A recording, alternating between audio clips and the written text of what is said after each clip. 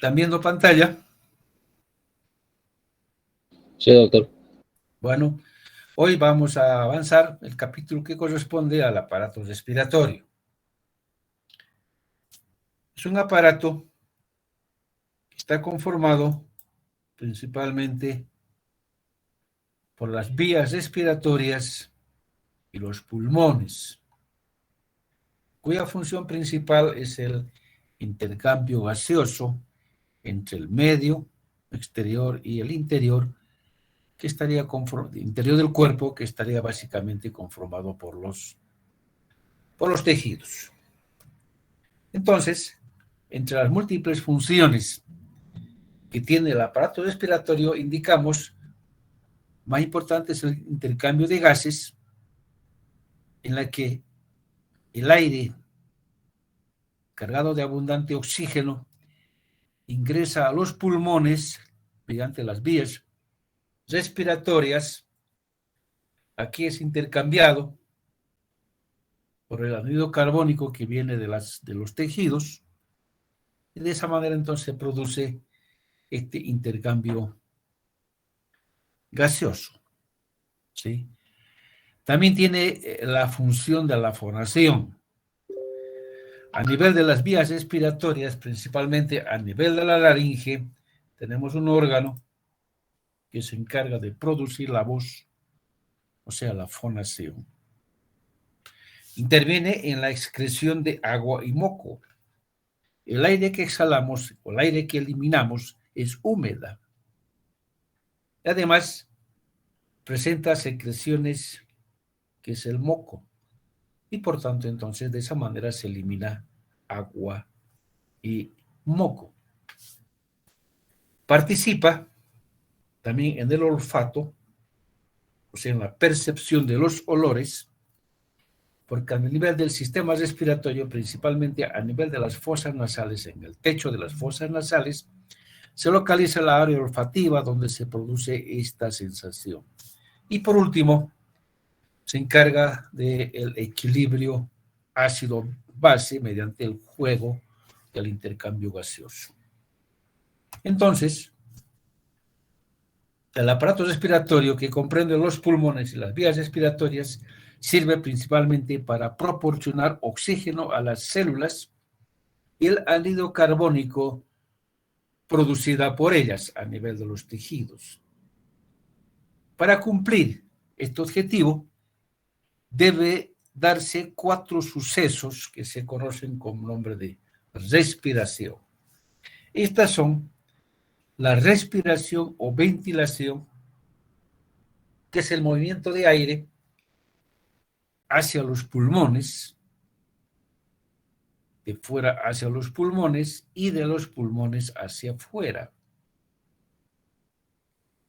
La respiración externa es el intercambio de oxígeno que se da del aire inspirado por el anhídrido carbónico en la sangre, de la sangre que se llama de los pulmones. El transporte de gases, principalmente el óxido y anhídrido carbónico, hasta las células, y de las células hacia los pulmones. La respiración interna es el intercambio de gases que se da de oxígeno por anhídrido carbónico en las proximidades de las células, o sea, en los tejidos. Ahora bien, la ventilación y la respiración externa se produce en el aparato respiratorio principalmente.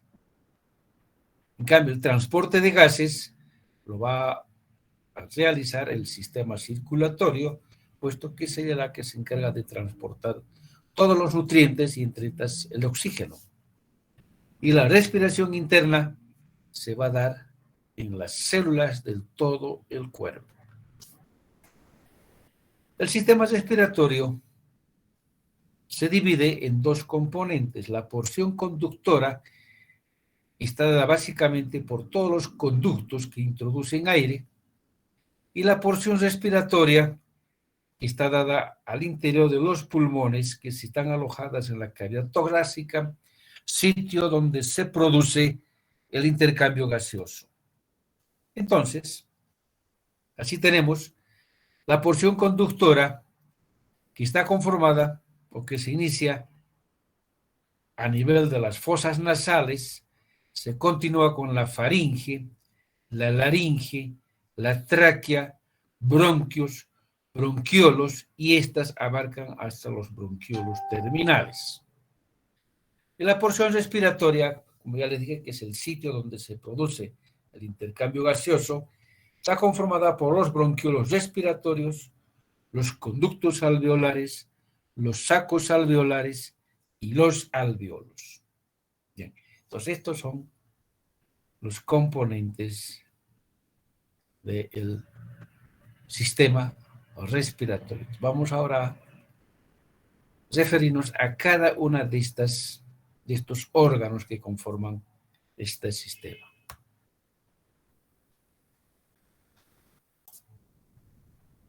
Las fosas nasales, las cavidades nasales, están divididas en dos por el tabique medio nasal.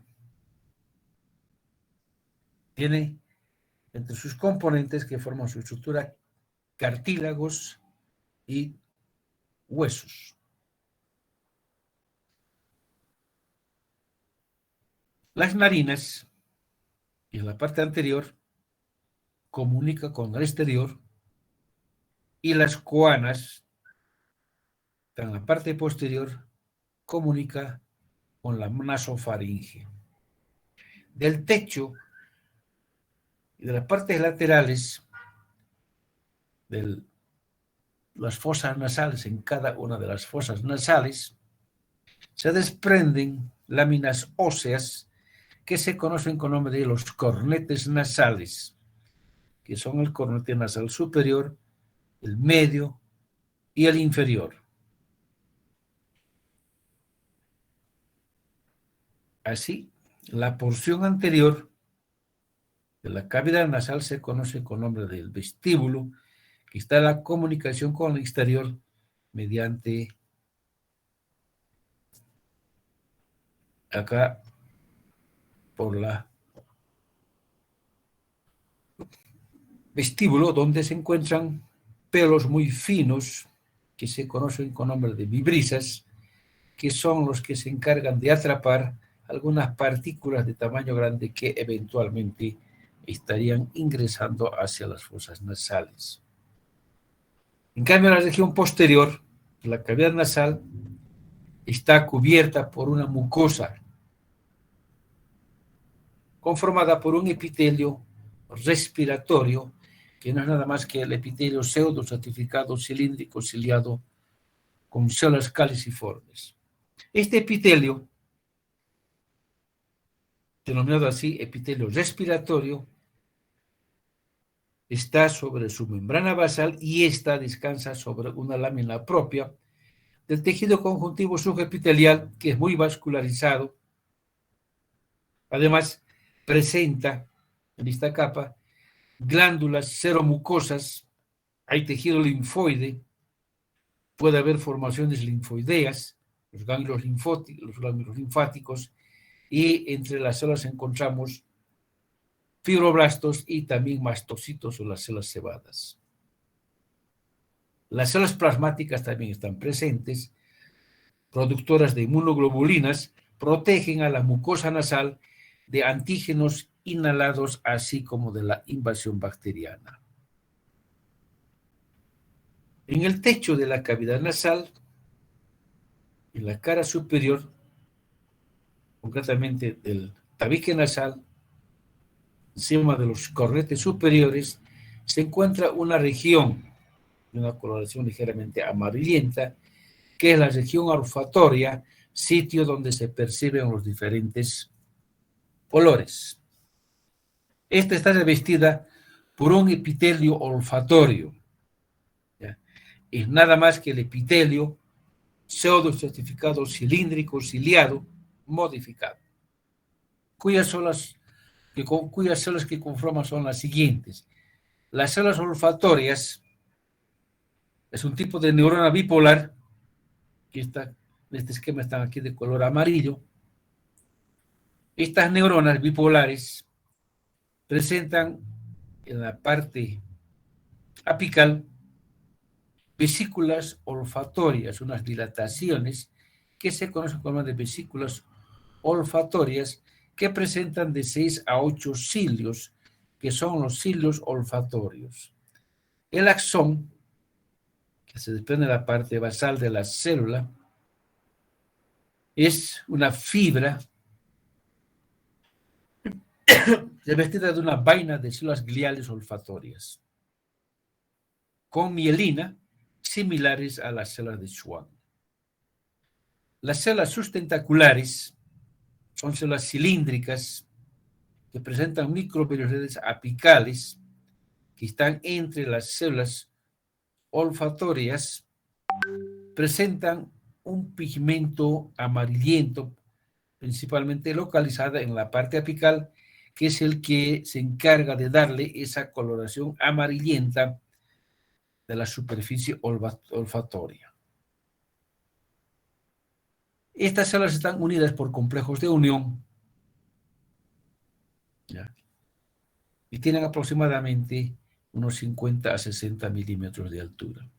Generalmente está formada por tercer grupo de células, que son las células basales, que se encuentran en la parte basal, que descansan sobre la membrana basal. Son células globosas. Por debajo del epitelio, que descansa sobre una membrana basal, encontramos la lámina propia. Es un tejido conjuntivo colagenoso irregular, muy vascularizado, que se une al periósteo al periósteo o al pericondrio en las zonas que tiene cartílago, denominándose membrana mucoperióstica o mucopericóndrica. Podemos encontrar también acá tejido linfoide y fascículos de fibras mielinizadas, que son nada más que la reunión de los axones de las células olfatorias. También encontramos un tipo de glándulas modificadas de secreción seromucosa, que también producen la inmunoglobulina A, lisozima, la lactoferrina y una proteína ligadora del odorante para detectar olores, que son las glándulas de Bowman, que a través de un conducto van a desembocar en la superficie libre de la mucosa olfatoria. Y así como se ve entonces, la mucosa olfatoria es un típico epitelio cilíndrico pseudoestratificado, diferente del epitelio respiratorio, porque en esta no se observan las glándulas caliciformes, como se ve en el epitelio olfatorio, perdón, en el epitelio respiratorio, que es la característica, como veremos más adelante. Hay diferentes capas de núcleos, lo cual nos indica que están a diferentes alturas las células. Y estas son, como vemos acá, por ejemplo, la parte superior son los núcleos de las células sustentaculares, la parte media de las células olfatorias, y hacia la base están los núcleos de las células sustentaculares. Entonces, estas de la capa superficial son núcleos de las células sustentaculares, de la parte intermedia de las células olfatorias, y hacia la base serán los núcleos de las células basales. Vemos también la superficie apical engrosada por la presencia de los cilios de las células olfatorias y las microvellosidades de las células sustentaculares. La lámina propia, como verán acá, tiene abundante tejido conjuntivo, ¿no es cierto?, donde se ve una gran variedad de células, las que hemos indicado. Aquí vemos las células, las típicas acinos serosos de las glándulas seromucosas. Podemos observar por acá algunos filamentos fibrosos, que son nada más que prolongaciones de las células olfatorias que están en esta parte para formar el nervio olfatorio. Histofisiología de la mucosa nasal. La principal función, o las funciones principales, son las siguientes. Filtra el aire, El aire que inhalamos tiene material particulado como polvo y quedan atrapados acá en las fosas nasales, en el moco, secretado por las células caliciformes de su epitelio. Y el movimiento ciliar lleva hacia la faringe, o sea, hacia la parte superior de las vías respiratorias, para que puedan ser deglutidos o expectorados. También calienta el aire que ingerimos. Esto por la presencia de la abundante red vascular, los vasos arqueados, principalmente en el revestimiento de los cornetes que se encuentran a nivel de las fosas nasales, puesto que la lámina propia de esta mucosa es muy vascularizada. Está formada por redes capilares por debajo del epitelio que fluyen en contracorriente al flujo de aire, o sea que circulan en dirección contraria al ingreso del aire. Y el remolinado que se produce por los cornetes del aire en las fosas nasales es que se produce entonces el calentamiento del aire. También se humedece el aire que estamos inhalando por la secreción producida por las glándulas seromucosas que se encuentran en la lámina propia. ¿Ya? Y esta, que se elimina la superficie del epitelio, entonces humedece el aire circulante. También atrapa los antígenos y alergenos. Estas son contrastadas por los elementos linfoides de la lámina propia, las inmunoglobulinas elaboradas por las células plasmáticas que se encuentran también en la lámina propia, que desplazan a través del epitelio a la cavidad nasal. Entonces, uniéndose a los antígenos, inducen a la liberación por las células cebadas los mediadores de inflamación. Y por último tenemos la percepción de los olores que se produce en la mucosa olfatoria por la percepción producida por las moléculas receptoras de olores que se encuentran en el plasmalema de los cilios olfatorios. Cada glomérulo presente a nivel de la mucosa olfatoria percibe aproximadamente unos 2.000 neuronas, recibe unos impulsos de 2.000 neuronas olfatorias. Y estas lo llevan hacia el centro de la recepción de los olores, donde se puede diferenciar hasta 1 billón de aromas diferentes. Los senos paranasales. Estos son espacios que están localizados en los huesos próximos a las fosas nasales, como son el hueso del etmoides, el esfenoides, está en la parte posterior, los huesos frontales, los huesos maxilares. Estas cavidades óseas están revestidas por una mucosa que se conoce con el nombre de mucoperiósteo. El epitelio que reviste es un epitelio respiratorio. Su lámina propia es delgado, de tejido conjuntivo, con vasos sanguíneos unidos al periósteo. Contienen también glándulas seromucosas y elementos linfoides. Los cilios presentes en este epitelio de las células cilíndricas arrastran la capa de moco hacia la cavidad bucal. Son cavidades que contienen aire. Podemos decir son reservorios de aire. Pero, además de eso, que es una mínima función que cumplen, estas pueden darnos problemas. En el entendido siguiente, el epitelio que reviste en estas cavidades es un epitelio respiratorio que tiene glándulas caliciformes. Estas glándulas secretan secreción que fluye a través de su conducto hacia las fosas nasales. Pero cuando ocurre una inflamación de la mucosa de las vías respiratorias, también afecta a estas cavidades, haciendo que la secreción sea mucho más, en mayor cantidad, y muchas veces esta secreción ¿ya?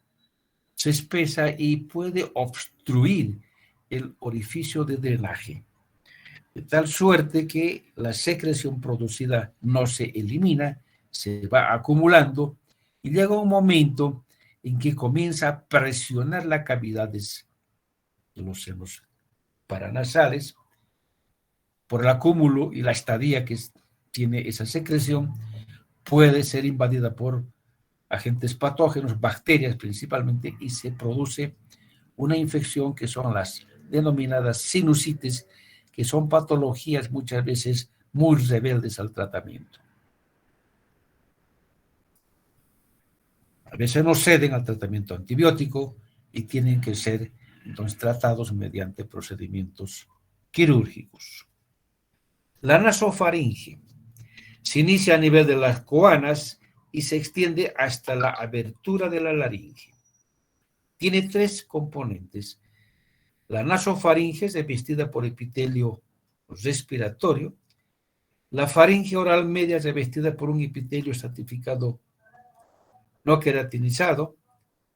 Y la faringe laringe, que está en la parte inferior, revestida por un epitelio escamoso estratificado.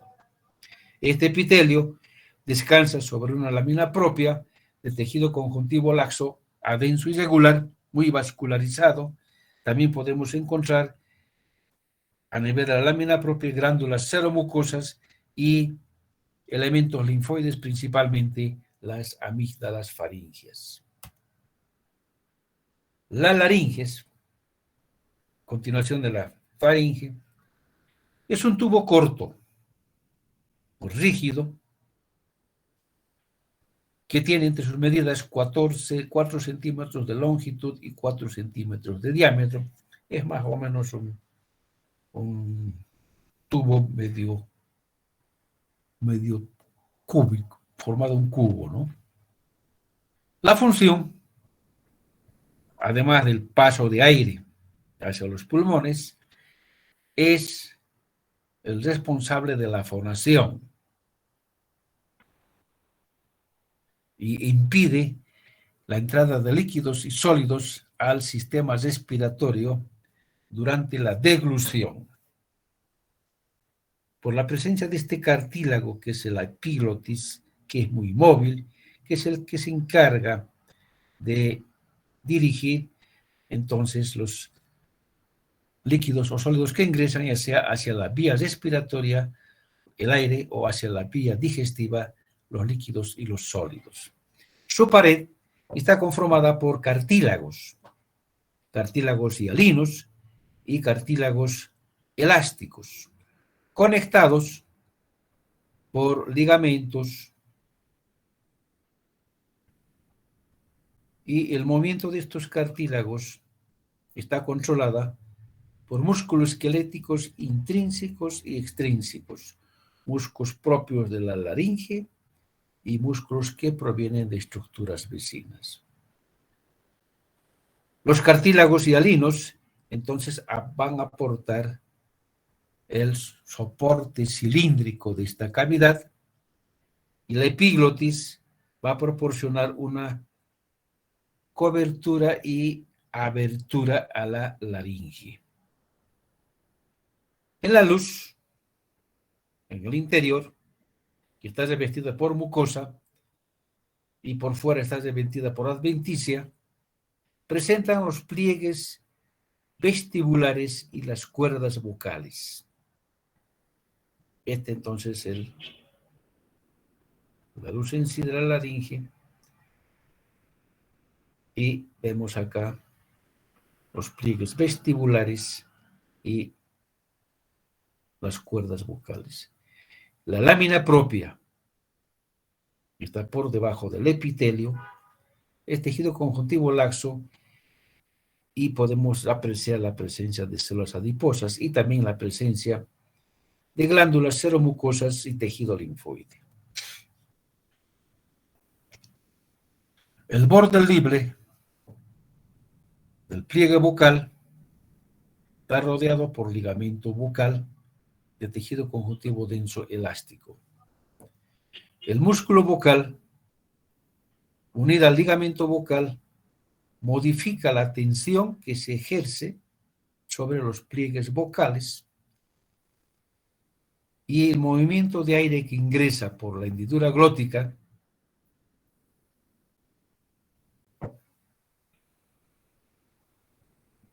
choca contra los bordes de los pliegues vocales, produce movimiento de la faringe, del paladar blando y la lengua, y de esa manera entonces se produce o se modula la voz. Y así entonces la laringe internamente está revestida por una mucosa que está revestida por un epitelio cilíndrico ciliado, pseudoestratificado, excepto en la superficie de la epiglotis y los pliegues vocales, que están cubiertas por epitelio estratificado plano queratinizado. Los cilios del epitelio que se encuentra en esta cavidad baten hacia la faringe y por tanto entonces transportan el moco y las partículas atrapadas hacia la boca. La tráquea es continuación de la laringe. Esta parte componente de la laringe, cartílago tiroides, es un tubo de aproximadamente 12 centímetros de largo por 2 centímetros de diámetro. Y está reforzada por la presencia de 10 a 12 cartílagos que tienen la forma de una herradura o son anillos en forma de C. Veamos acá en esta pequeña imagen, tiene esta forma, el cartílago en forma de herradura, de herraje, o tiene la forma de una C, ¿no es cierto? Que están conectados con los músculos traqueales que están entre los cartílagos. El pericondrio de cada cartílago se une con el de abajo y con el de arriba. O sea, el pericondrio es una membrana que reviste cada uno de estos cartílagos y se unen en la parte superior para formar entonces este tejido fibroelástico que es el que proporciona la flexibilidad al conducto. Por tanto, entonces, la laringe en su pared tiene estas placas cartilaginosas interpuestas por este tejido fibroelástico que es también dependiente del pericondrio de los cartílagos. La pared, a un corte, acá, un corte así, transversal, nos presenta una mucosa, una submucosa y una adventicia bastante gruesa, donde se localizan las placas cartilaginosas. Entonces vemos acá claramente el epitelio, que reviste su lámina propia, la submucosa, tejido conjuntivo fibroelástico, con presencia de abundantes glándulas seromucosas, y la adventicia, les decía, que básicamente ocupada por cartílago hialino. La mucosa, ya hemos indicado, que está compuesta por el epitelio pseudoestratificado cilíndrico ciliado, denominado epitelio respiratorio. Por debajo está el tejido conjuntivo subepitelial, llamada lámina propia, y hay un haz de fibras elásticas gruesas que van a separar de la submucosa. A continuación vamos a describir en detalle lo que es el epitelio respiratorio y las células que forman parte de este epitelio, que son 6. En primer término, tenemos las células caliciformes. Representan el 30% del total de las células que tienen este epitelio. Tienen un tallo estrecho basal y una teca expandida en la parte apical, llena de gránulos secretorios que contienen mucinógeno. Su plasmalema apical presenta microvelocidades cortas y romas. Producen mucinógeno, que en contacto con el agua se hidrata y forma la mucina. Y esta mezclada con otros materiales, en este ambiente acuoso, se conoce con nombre de moco, que se dispone en la superficie libre del epitelio respiratorio. Las células cilíndricas ciliadas, que es otro tipo de células, que forman parte también en un 30%, son células delgadas altas con núcleos basales y poseen abundantes cilios y microvelocidades en su superficie apical. Los cilios de estas células mueven las partículas atrapadas hacia la nasofaringe para su eliminación. Las células en cepillo, estas células están en pequeña cantidad, representan nada más que el 3% del total de las células. También son células cilíndricas, estrechas, presentan microvelocidades altas en su superficie. Estas células están asociadas con terminaciones nerviosas porque creen que pueden cumplir una función sensitiva. Las células serosas, que representan un otro 3% del total de las células, también son cilíndricas con microvelocidades apicales y gránulos apicales secretores de un líquido seroso de función desconocida. Luego tenemos las células de Nest o las células del sistema neuroendocrino difuso, que también se conocen con el nombre de células de Kulczynski, están del orden del 3 a 4%. Estas están relacionadas con terminaciones nerviosas sensitivas en contacto simpático con cuerpos neuroepiteliales pulmonares. Estas células se cree que tienen capacidad para medir la concentración de oxígeno y anhídrido carbónico. También sus gránulos producen y tienen compuestos farmacológicos para regular las condiciones de hipoxia. Y por último tenemos las células basales, que representan el 30%, son las llamadas células indiferenciadas, son células madres que por división van a reemplazar a cualquiera de estas células que van desgastándose. Entonces, el epitelio respiratorio está conformado por 6 células. De estas, las células caliciformes, las células cilíndricas ciliadas y las células basales representan el 90%, 30, 30, 30, 90. Y los 10 restantes forman las células de cepillo 3, las células serosas 3 y las células de Nest 4%. Y así entonces como está distribuida el 100% de las células que conforman la mucosa respiratoria. Aquí vemos ahora la mucosa respiratoria, el epitelio respiratorio, cuya característica principal es la presencia aquí de las células caliciformes que no se veía en una anterior lámina que vimos del epitelio olfatorio. Aquí está su membrana basal, las células basales, células apicales y abundante microvelocidades en la superficie, por debajo de la lámina propia, tejido fibroelástico muy vascularizado. Veamos acá la abundante cantidad de vasos sanguíneos. Acá tenemos otro vaso, pero aquí hay otro. La lámina propia, ahora de la tráquea, aquí, esta de acá, es tejido conjuntivo fibroelástico laxo. A este nivel encontramos glándulas seromucosas, folículos linfoides, que forman parte del BALT, el tejido linfoide asociado a bronquio. Hay una capa de fibras elásticas, una especie de una lámina elástica que la separa acá de la submucosa, que es la segunda capa. La segunda capa, tejido conjuntivo fibroelástico denso, irregular, y vemos aquí la presencia de abundantes glándulas seromucosas y tejido linfoide, abundantes riego sanguíneo.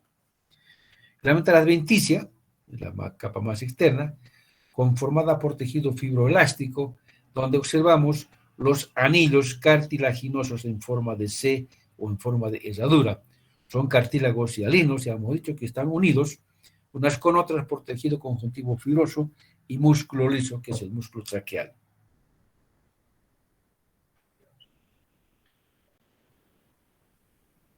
Esta se continúa con el tejido a vecindad y este tejido la va uniendo con estructuras vecinas, como es el esófago y el tejido conjuntivo del cuello.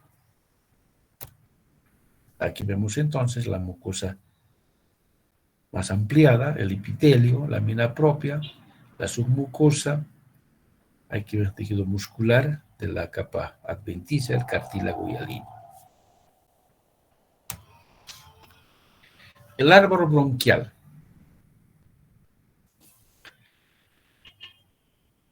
A medida que van descendiendo las vías respiratorias, van disminuyendo de diámetro, va reduciendo su cantidad de tejido cartilaginoso, también van disminuyendo el número de glándulas en los caliciformes, también disminuye la altura de las células epiteliales y va aumentando músculo liso y tejido elástico.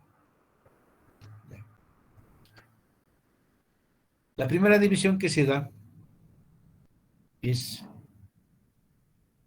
de la tráquea para dos conductos que se conocen con el nombre de los bronquios extrapulmonares o los bronquios lobares, que van a dirigirse cada uno hacia un lóbulo pulmonar. Estas van a dividirse para los bronquios secundarios, que son 3 para el pulmón derecho y se dirigen a sus 3 lóbulos, y 2 para el pulmón izquierdo, que se dirige también a sus 2 lóbulos, que son entonces los bronquios secundarios. Estas se dividen en los bronquios terciarios y estas, por división, darán lugar a los bronquiolos.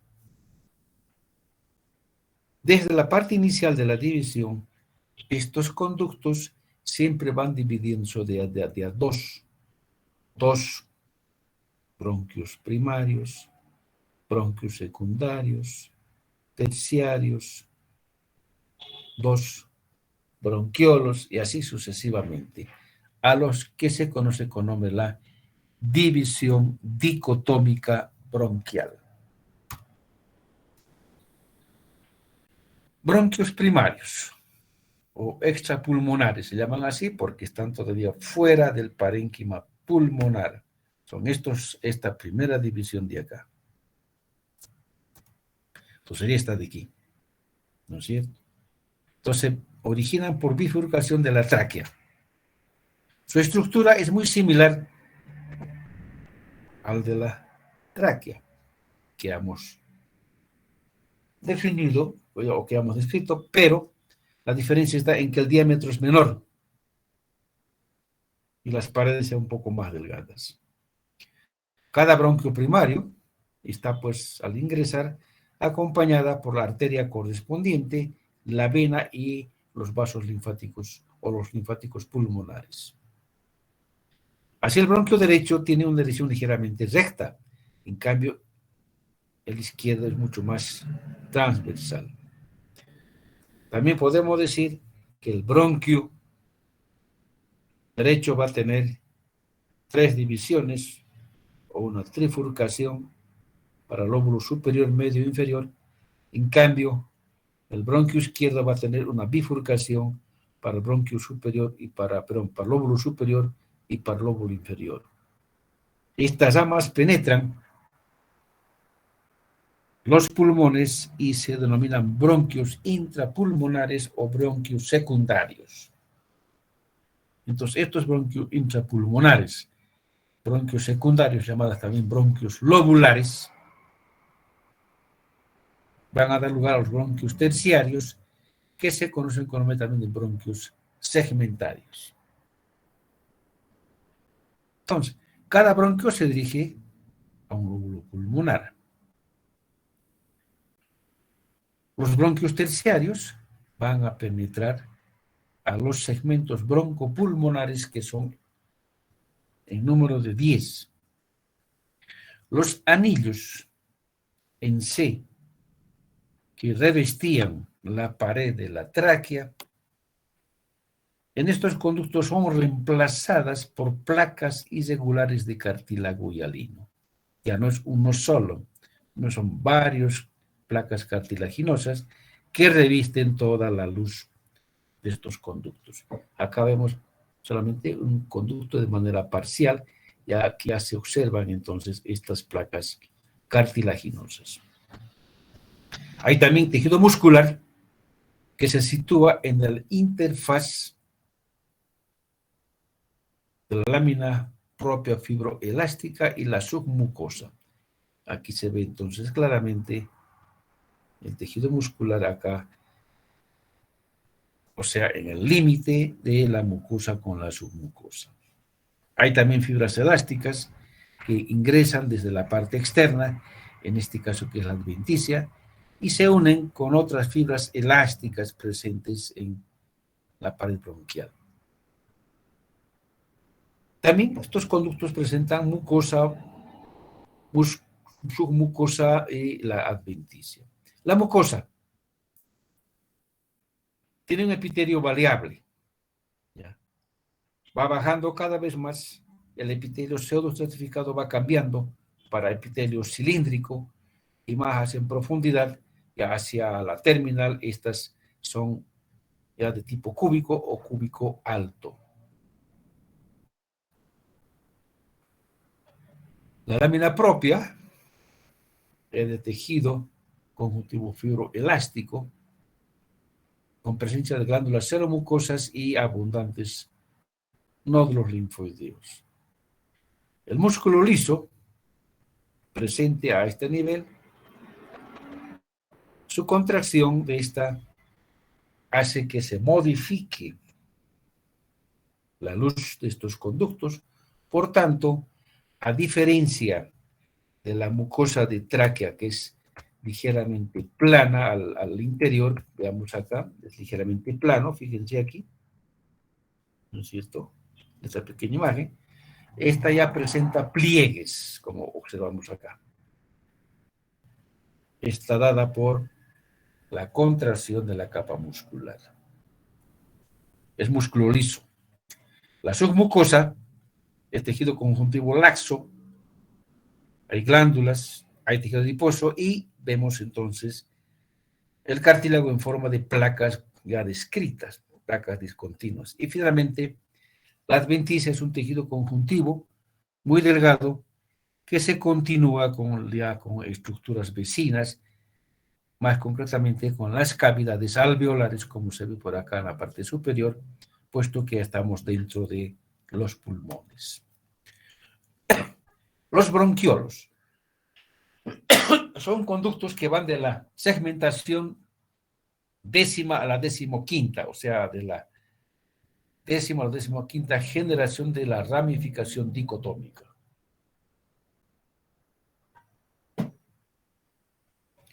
Estas se encargan de llevar aire a los lóbulos pulmonares. Su diámetro de estos conductos es menos de 1 milímetro. Igual tiene mucosa y músculo que los refuerza. La mucosa que la reviste es epitelio cilíndrico, simple ciliado, con algunas células caliciformes, cambiando para cúbico simple ciliado. También comienza a aparecer a este nivel un tipo de células que se conoce con el nombre de las células exócrinas bronquiales, que también se las conocen con el nombre de células de Clara. Y ya no hay células caliciformes. El epitelio descansa sobre una lámina propia de tejido fibroelástico con abundantes glándulas. El músculo liso aquí sí está bastante ya bien definido. Está rodeada por una malla laxa de dirección helicoidal. ¿Ya?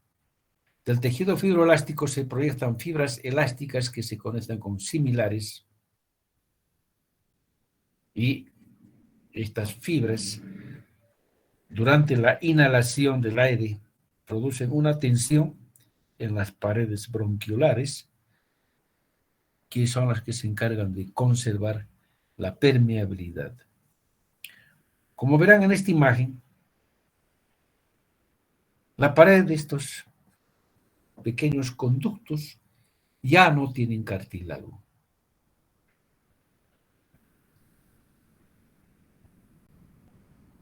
Puesto que el cartílago es reemplazada por el músculo liso. Bien, seguimos.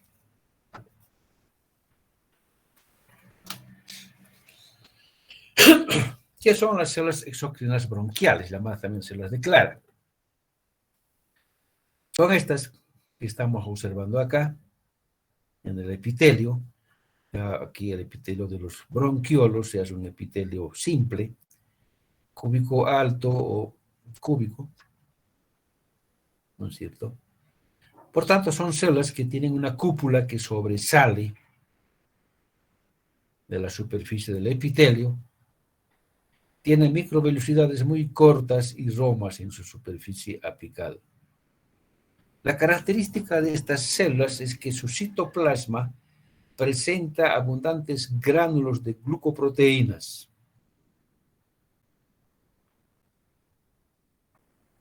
Esta secreción se elimina hacia la superficie de la pared bronquiolar y se encarga de proteger. También estas células degradan toxinas del aire inhalado por la enzima que contienen, que es la enzima del citocromo P450. Es una denominación que se da para identificar a esta enzima. Producen también una secreción muy similar al surfactán o la sustancia tensioactiva. Esta es la que se encarga de reducir la tensión superficial del bronquiolo y facilita la conservación de su permeabilidad. Las células de Clara pueden dividirse. Se presentan mitosis para reemplazar a las células del epitelio de los bronquiolos. Los bronquios terminales, como su nombre lo dice, constituye el final de la porción conductora. ¿Ya? Y estas van a llevar aire a los acinos pulmonares. Tienen un diámetro menor a 0,5 milímetros. Su epitelio es básicamente un epitelio cúbico simple con microvellosidades y presencia de las células exócrinas bronquiolares. Algunas de estas células aún presentan cilios. Su lámina propia es bastante delgada, de tejido fibroelástico, que está rodeada por una o dos capas de músculo liso. Hay también las fibras elásticas acá a nivel de la lámina propia, que se irradian de la adventicia, o sea, ingresan de la capa externa, se unen con otras, entonces estas ejercen tensión para mantener la permeabilidad de la luz de estos conductos. Los bronquios terminales también se ramifican y van a dar lugar entonces a los bronquiolos respiratorios y a partir de acá se inicia la porción respiratoria. Y la porción respiratoria es el sitio de intercambio de oxígeno por el dióxido de carbono. Bien, entonces tenemos acá el bronquiolo terminal, ¿no es cierto? Hasta aquí es la porción conductora. Esta se ramifica a su vez en dos, que ya son los bronquiolos respiratorios. Estas se van a continuar con los conductos alveolares, y los conductos alveolares van a abrirse en las cavidades alveolares. ¿Por qué se denomina bronquiolo respiratorio? Porque ya a este nivel se produce el intercambio gaseoso, a pesar de que su pared todavía es bastante gruesa, porque sigue presentando epitelio cúbico simple, también está reforzada por células o por fibras musculares, al igual que el bronquiolo terminal, pero a la pared de este conducto ya están adheridas mediante orificios alvéolos pulmonares, como se ve acá. ¿Sí? Alvéolos pulmonares. Y estas porciones ya es delgada. Y por tanto, a este nivel, como en las cavidades alveolares, entonces se produce intercambio gaseoso, razón por la que se conoce con nombre de bronquiolo respiratorio. Entonces, los bronquiolos respiratorios son similares a los bronquios terminales, ¿no? Aquí hemos descrito.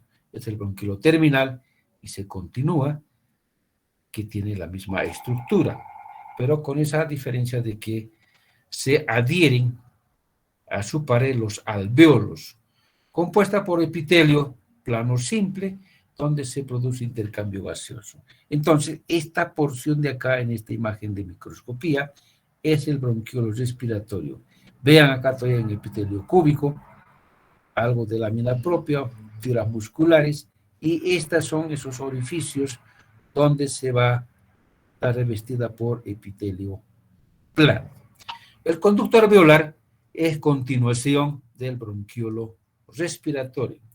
Esta ya no tiene paredes propias, es nada más que una secuencia de alvéolos que se disponen unos al lado de otros y de esa manera forman una especie de un conducto, que están revestidas estas paredes por las células del epitelio respiratorio, que son los neumocitos tipo 1 y tipo 2. ¿Ya? Estos conductos alveolares forman ramas y cada uno de ellos termina en un fondo ciego que se conocen con nombre de los sacos alveolares.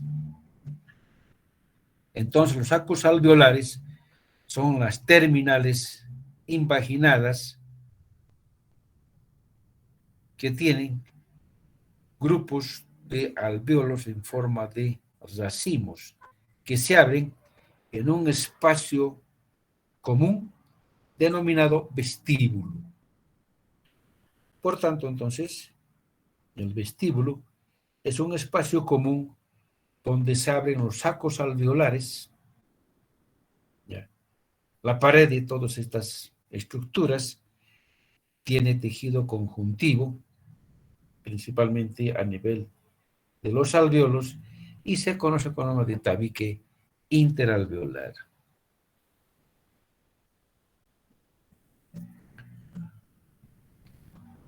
Antes de continuar, para que nos ubiquemos más concretamente, a este nivel hago un paréntesis y comparo esta parte con lo siguiente. A ver, ¿conocen la Facultad de Medicina, no es verdad? Ya muchos han entrado por ahí o han pasado por allá. El portón que está hacia la avenida Niceto Arce, el portón verde se ingresa, ese ingreso que estamos ingresando, por ahí, es el bronquiolo respiratorio. ¿Sí? Entramos, chocamos con la fachada y obligadamente tenemos que dirigirnos hacia derecha o hacia izquierda y entramos por un pasillo. ¿No es cierto? Por un pasillo. Esos son los conductos alveolares. Esos pasillos donde terminan en los jardines, ambos lados. ¿No es verdad? Entonces el jardín es el atrio. Es común, patio, ¿no es cierto? Y ese jardín está rodeado por unos zaguanes alrededor, ¿no es verdad? Son los zaguanes. Esos son los sáculos alveolares. Y de ese zaguán, ingresamos a las diferentes habitaciones, diferentes departamentos o cualquier oficina. Esos son los alvéolos. ¿Ya? Ahora sí, como de amplio que es todo eso que estamos viendo, de la facultad, su patio, sus zaguanes y sus habitaciones, así de amplio también es la superficie alveolar. En total suman aproximadamente unos 400 metros cuadrados, como veremos más adelante. O aquí. Aquí estamos, ¿no? Los alvéolos. Entonces son invaginaciones de 200 micrómetros de diámetro cada uno. ¿Ya?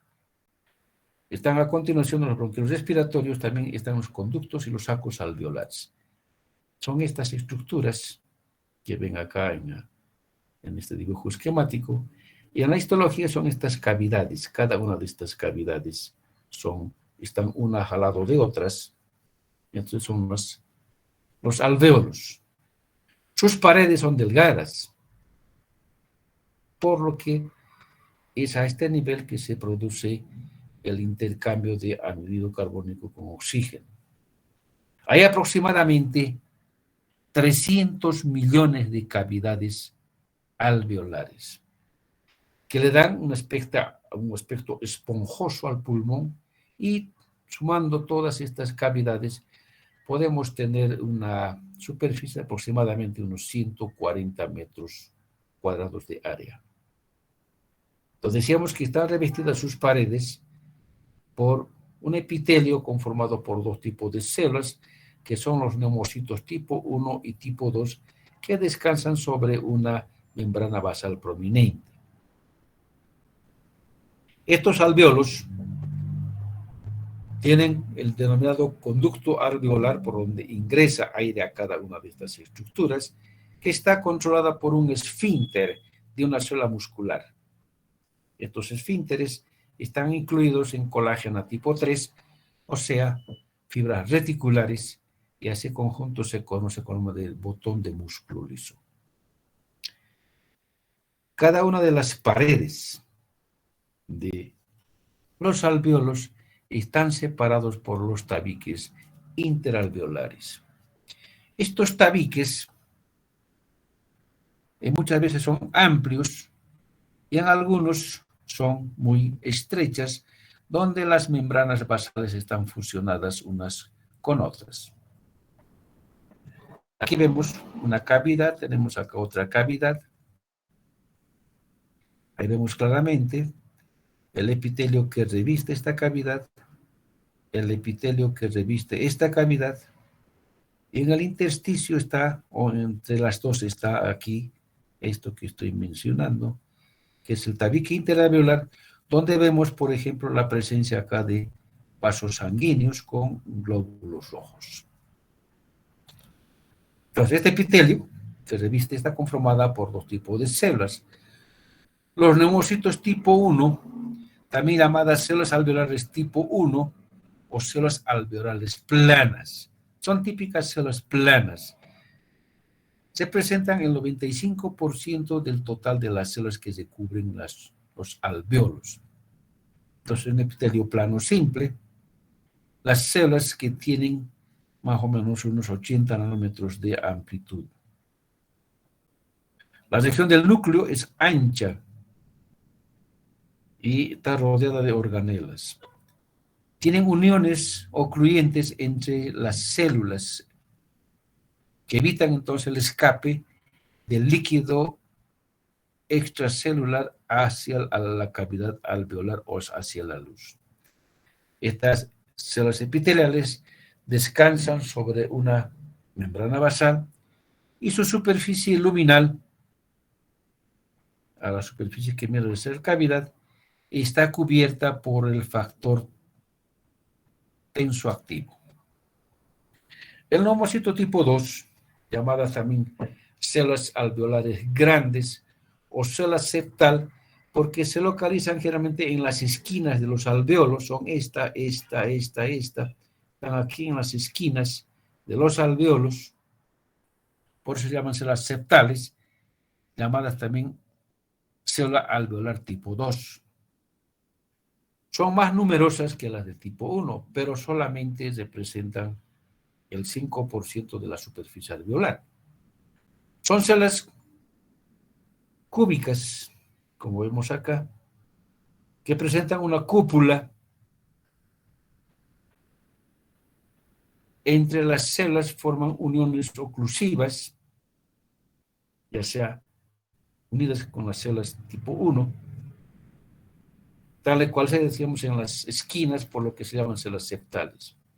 A la microscopia electrónica muestra microvelocidades apicales muy cortas, tiene abundante retículo endoplasmático rugoso en su citoplasma, también el aparato de Golgi está bastante bien desarrollada y tienen abundantes mitocondrias. Además, se observan cuerpos laminares unidos a membranas que contienen el surfactante pulmonar o la sustancia tensoactiva. ¿Esto qué es el surfactante? Es una sustancia secretada por retículo endoplasmático rugoso y está conformada por dos fosfolipídios, que son la dipalmitoilfosfatidilcolina y la fosfatidilglicerol. Contiene también lípido neutro, colesterol y 4 apoproteínas que se la designan como SPA, SPB, SPC y SPD. ¿Ya? Y se libera por exocitosis hacia la luz del alveolar y va adherida a la superficie alveolar, como se ve acá en este dibujo esquemático, esta que estoy indicando, esta línea blanca. ¿Ya? Y forma entonces una red amplia parecida a un enrejado de una mielina tubular. Esta se encarga de reducir la tensión superficial al interior de la cavidad alveolar y de esa manera impide el colapso y también entrada de líquido al espacio aéreo alveolar. Puede ser también fagocítica y recicla por sí mismo a los macrófagos. Estos neumocitos tipo 2 presentan divisiones mitóticas para regenerarse y también regenerar a los neumocitos tipo 1.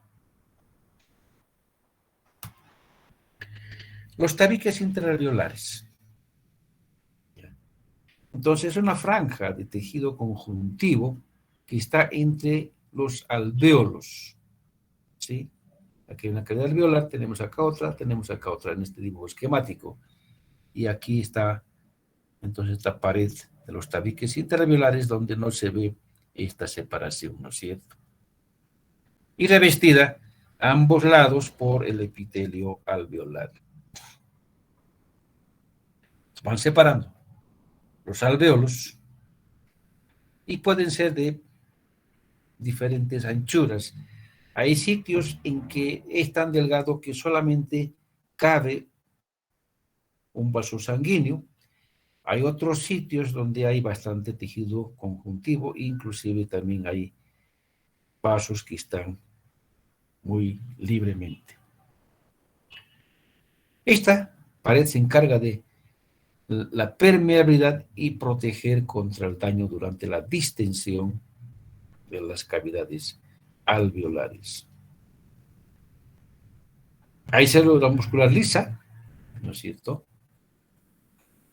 que forman los esfínteres que van a regular la abertura de los alvéolos. En las regiones de los tabiques más anchos presenta entonces capilares que son de tipo continuo. Los espacios aéreos de dos alvéolos pueden comunicarse entre sí a través de estas comunicaciones que se conocen como poros alveolares o los poros de Kuhn. Se llaman así. El equilibrio o la presión existente al interior de las cavidades alveolares, entonces es equilibrada por intercambio de gas a través de estos conductos de comunicación o los poros alveolares dentro de los segmentos pulmonares. Muchas veces ocurre que se obstruye la salida de estos alveolos, sí, aquí. Entonces, no habría, teóricamente, ni salida ni ingreso de aire, ¿verdad? Pero lo va a hacer a través del racimo alveolar vecino mediante la comunicación de este conducto o poro alveolar, ¿sí? Entonces, es a través de ella que entonces va a salir o va a ingresar a este otro racimo alveolar. Macrófagos alveolares que también se conocen como las células de polvo. Son los monocitos que llegan al intersticio pulmonar, más concretamente a los tabiques interalveolares. ¿Ya? Son los monocitos que llegan a este sitio y se transforman en macrófagos alveolares o células polvo. Muchas de ellas pueden penetrar al interior de la cavidad alveolar. No solo existen este tipo de células, pueden haber diferentes tipos de macrófagos con diferentes denominaciones, dependiendo de la sustancia que van atrapando. Así, por ejemplo, en las personas que fuman demasiado, entonces habrás en sus pulmones las llamadas células carbón, que están atrapando el carbón residuo del producto del hollín del cigarro, ¿no es cierto? Hay muchas personas que trabajan en diferentes tipos de minas y van inhalando polvos diferentes dependiendo del mineral que van inhalando. Así, por ejemplo, los que trabajan, por ejemplo, en las minas de azufre, tienen células azufre. Los que trabajan en las minas de asbesto, células asbesto. Y también hay otro tipo de macrófagos que absorben o que fagocitan los restos de hierro de los glóbulos rojos que eventualmente se destruyen a este nivel y se conocen con el nombre de los siderófagos. Entonces, estos diferentes tipos de macrófagos facilitan, ¿no es cierto?, fagocitar el material particulado como polvo o como microorganismos inhalados. Ayudan también a los neumocitos tipo 2 a captar el surfactán. Cada día migran a los bronquiolos alrededor de 100 millones de macrófagos para ser eliminados. Vean la cantidad de macrófagos que hay. ¿Ya? Algunos macrófagos vuelven al intersticio y son eliminados por la vía linfática. Estos macrófagos que están en la superficie libre, que están captando sus polvos, entonces son expulsados hacia vías superiores, conducto alveolar, bronquiolo respiratorio, bronquiolos, bronquios, y así de esa manera van subiendo cada vez más, ya impulsada en los conductos mayores por los cilios de la mucosa de revestimiento, y estas van subiendo cada vez más formando esa sustancia del moco juntamente con el polvo atrapado. Barrera alveolo-capilar. ¿Qué es? es la región donde se produce el intercambio de gases en el tabique interalveolar, finalmente. Es una región estrecha donde el neumocito tipo 1 está en íntimo contacto aquí con el endotelio capilar. Vemos acá entonces la pared del alveolo, la pared de otro alveolo, y en el tabique está acá un vaso sanguíneo en contacto con la pared alveolar. Al interior vemos acá la presencia de los glóbulos rojos.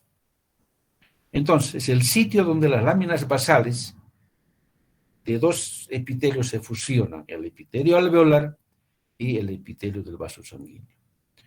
Los gases van desde la luz de los vasos sanguíneos a la luz del alveolo y viceversa, la luz del alveolo hacia el vaso sanguíneo. Entonces, a este nivel, estos gases tienen que atravesar las siguientes barreras. El surfactán y el neumocito tipo 1, ¿no es cierto? Por detrás está,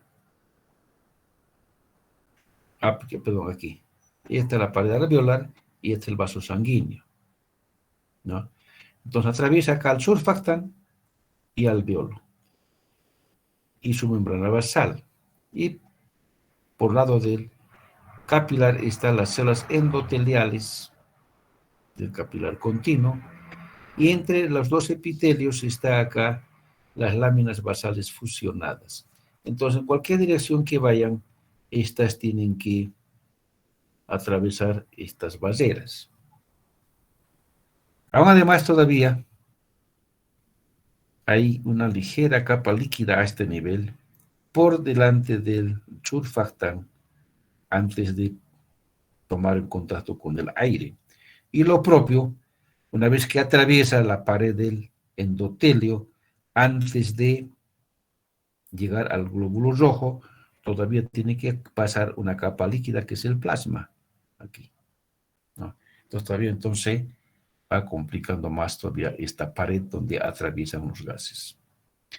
El lugar más eficiente del intercambio de oxígeno es la luz del alveolo, con la CO2 que está a nivel de la sangre. Esta es la pared o la barrera alveolo capilar. Y vemos acá entonces más ampliada de parte del alveolo. Aquí está claramente las células las células epiteliales, el surfactán, su membrana basal. Por el lado del capilar está su membrana basal, el endotelio capilar. En algunos sitios que es un poco más amplio se interpone, ¿no? Si está aquí el intersticio, o en las partes más estrechas directamente estas dos membranas están fusionadas y forman una sola membrana basal. ¿Qué es el lóbulo pulmonar? Cada lóbulo pulmonar va dividiéndose en compartimientos más pequeños, que son los de los lóbulos pulmonares, que tienen más o menos 1 centímetro cúbico de volumen. Hay aproximadamente 800 lóbulos en el pulmón derecho y unos 700 en el pulmón izquierdo.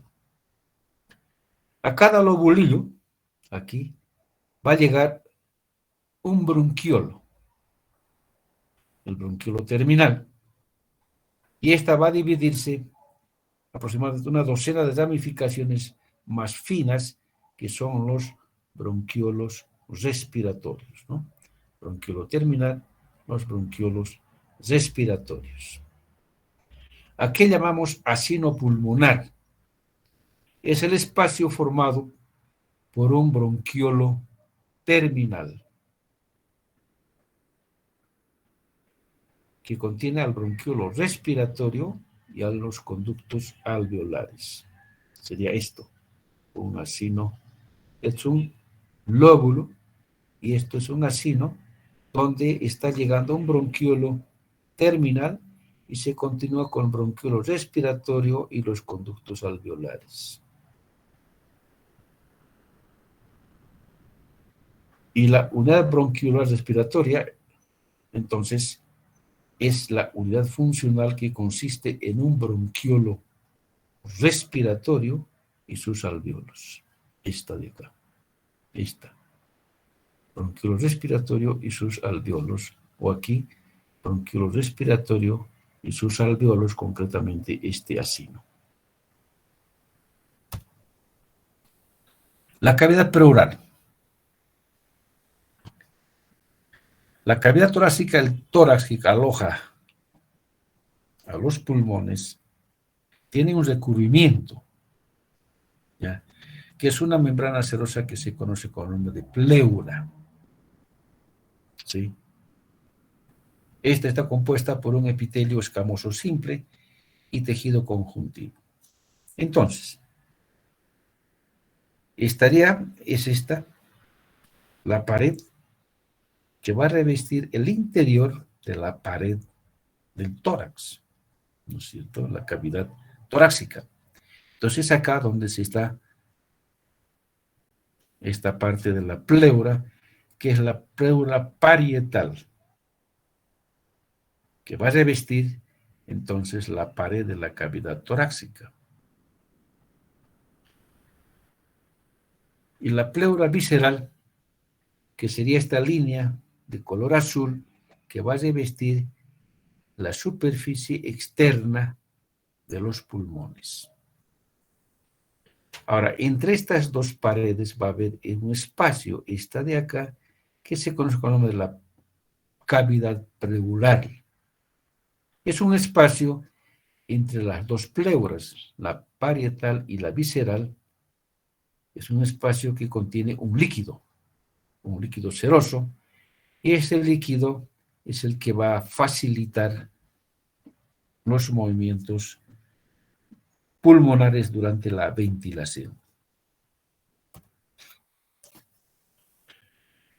La ventilación pulmonar está conformada por dos procesos, la inhalación y la expiración. La inhalación es el ingreso de aire a los pulmones del medio exterior. En cambio, la expiración es la salida de aire de los pulmones hacia el medio exterior.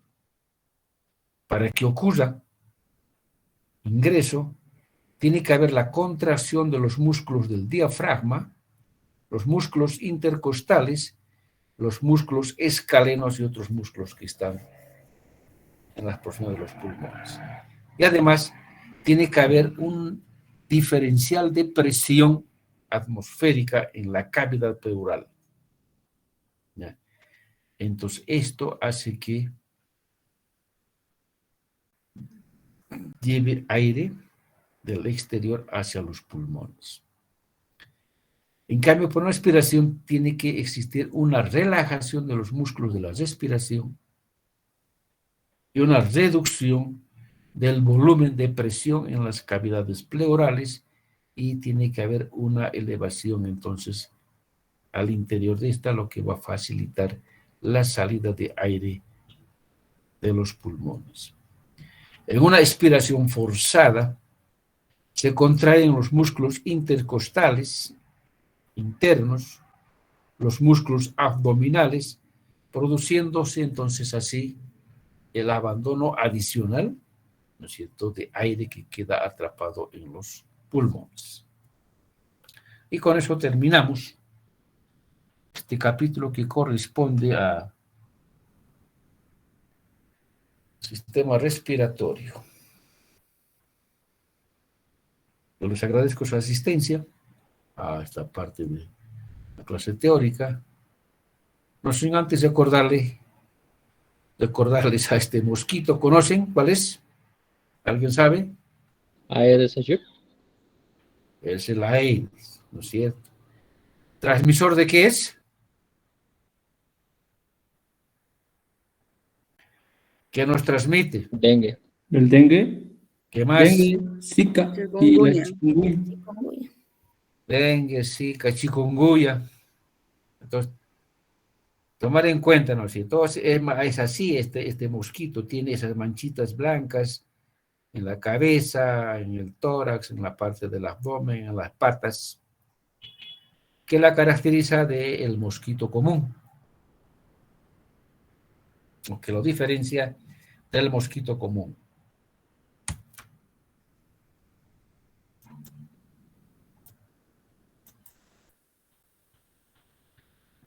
Bien, jóvenes, con esto terminamos entonces nuestra clase del día de hoy. Nos despedimos hasta más tarde para continuar con este grupo, con las actividades prácticas. Hasta entonces. Hasta más Hasta tarde. luego, doctor. Hasta luego. Hasta luego. Hasta más tarde, doctor. Bueno.